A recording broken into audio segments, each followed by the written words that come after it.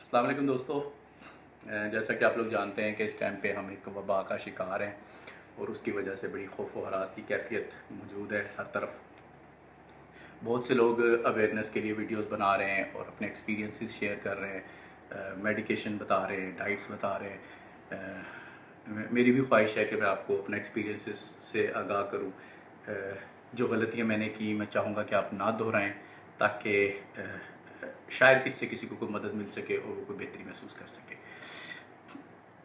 जैसे ही आपको पता चलता है कि आप कोविड पेशेंट हैं या आपका टेस्ट रिज़ल्ट पॉजिटिव आ जाता है, तो जहां आपने सोशल डिस्टेंसिंग का ख्याल करना है, जहां आपने अपनी डाइट को इम्प्रूव करना है और डॉक्टर से मेडिकेशन के मुतालिक पूछना है, वहीं आपने अपनी मेंटल और फिज़िकल आराम का ख्याल करना है, रिलैक्स होना है आपने।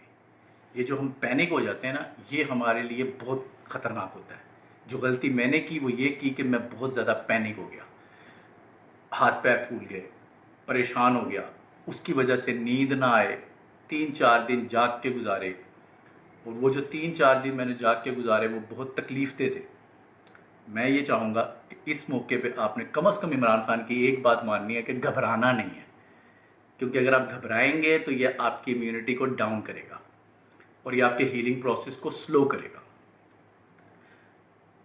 पहले तो कोशिश करें कि आप इससे बचें, कोशिश करें कि आपको कोरोना ना हो। लेकिन अगर हो गया है तो अब इसके मुतालिक ना सोचते रहें मुसलसल।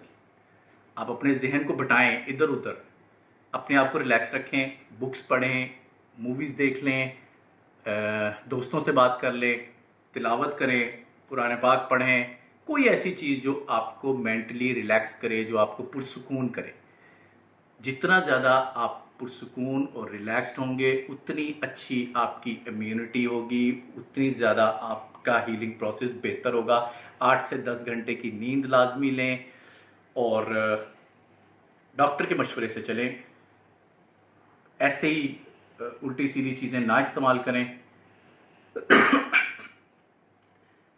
आपको ठीक होने के बाद भी काफ़ी टाइम तक खांसी रह सकती है, आपके सीने में दर्द रह सकती है। इसके ऊपर भी परेशान नहीं होना, रिलैक्स रहना है।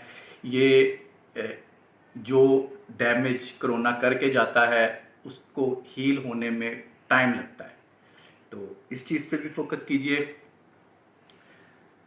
अपने बुज़ुर्गों का ख्याल रखें, अपने आसपास दोस्तों को अवेयरनेस देते रहें, उनका हौसला बढ़ाते रहें, ताकि हम सब इस मुश्किल वक्त से गुजर सकें।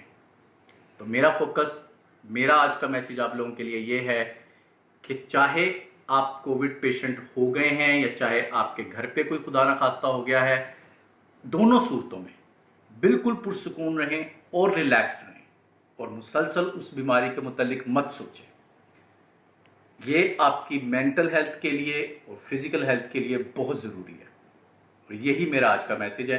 इंशाल्लाह ताला मुझे उम्मीद है कि आप लोग अगर खुदा ना खास्ता इसका शिकार हुए भी तो इंशाल्लाह ताला आप लोग रिकवर कर जाएंगे, क्योंकि अब ओवरऑल 90-95% लोग माशाल्लाह रिकवर कर रहे हैं। तो उम्मीद है कि हम सब इंशाल्लाह ताला इस प्रोसेस से गुजर जाएंगे। अल्लाह ताला हमारा और आपका हामी और नासिर हो और अल्लाह ताला इस मूजी मर्ज से इस सारी दुनिया को बचा के रखे। मेरे लिए भी दुआ कीजिएगा, मैं भी आप लोगों के लिए दुआ गो हूँ। बहुत शुक्रिया।